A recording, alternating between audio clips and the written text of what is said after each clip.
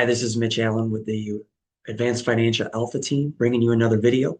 Today, we're going to talk a little bit about Social Security. I want to just start with when you need to apply for Social Security.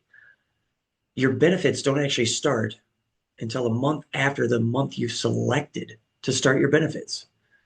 And you can apply up to 4 months prior to that. So we encourage clients, once the decision is made when to apply, to get out ahead of the situation and just apply 4 months prior to the month you select so that you have no gaps in income. Full retirement benefits, what are they? Those born after 1960, full retirement age is 67. Now, you can start Social Security as early as 62, but that's a 30% discount on what you would receive for full retirement benefits. Uh, your benefit rate actually increases 8% each year you wait. So a lot of times, from a planning purpose standpoint, waiting can be extremely beneficial.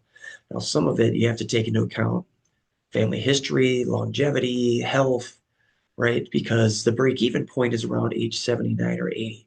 There's also other things to consider when looking at this, spousal benefits, right?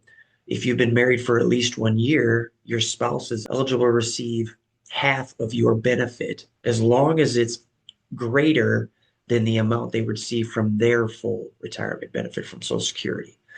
Of course, they can start that early at a discounted rate, just like their own benefit, but that's another way to kind of fill the gap for a lower income earning spouse or a spouse that didn't earn any income. Now, upon becoming deceased, your spouse will receive your full benefit. So if you wait, this is another added benefit of waiting for your spouse. There's also divorced spouse benefits. If you were married for at least 10 years, have all the other rules apply, a divorced spouse can receive benefits from Social Security as well. Kind of touched on survivor benefits a little bit, but you have to be older than age 60 unless there are children in the house. Then that's a slightly different benefit.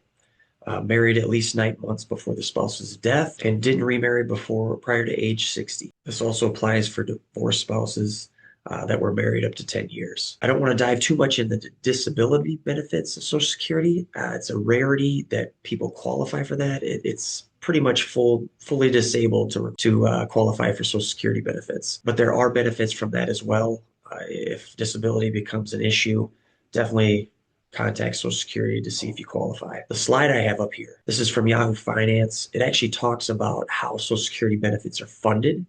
As you can see, the majority comes from payroll taxes. So the workforce in the United States is what's funding Social Security. There's all kinds of concerns about Social Security running out, and a lot of it equates back to this, right? We're an aging demographic.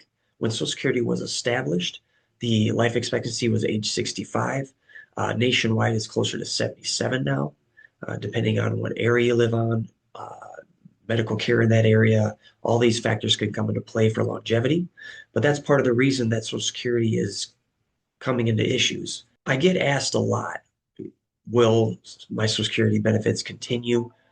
I'm sharing another slide that discusses part of that. And it looks at high cost scenarios, a middle ground, intermediate scenario, and a low cost scenario. Basically, how many people are applying for and on Social Security is what they're looking at. And based on current numbers, when we can expect Social Security to run out. So in a high cost scenario, you're talking 2032, between 2032 and 2034, basically, is when we can expect Social Security to run out at its current rate.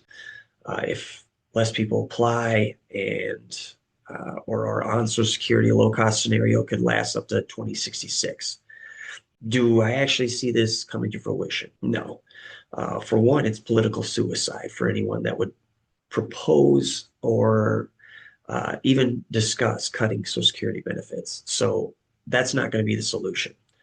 What's the solution going to be? They're going to increase the payroll tax going into Social Security, or they're going to continue to extend the full retirement age, and as well as probably increasing the age at which you can file for early Social Security benefits. So will Social Security be around? Almost certainly yes. Will it be different than it is now? Almost certainly yes.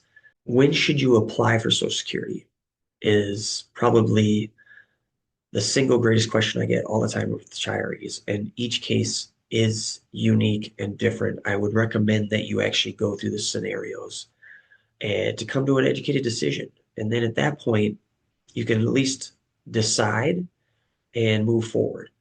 And then in hindsight, you can look back and say, maybe I should have waited, maybe I should have started earlier, but you won't know that until it's much later down the road because the greatest factor that we have no idea on is when we're going to pass away. So without knowing that, which I don't think anyone really wants to know that, um, you make an educated decision and you move forward and you adjust your portfolio accordingly. Again, when it comes to Social Security, I encourage you to talk with an advisor before making any decisions and try to plan ahead. Think before, at least half a year. Try to have something before you decide so that you can apply early enough to not have a gap in income. If you have any questions, please reach out to my team. And of course, like and share the video. Thanks, and have a great day.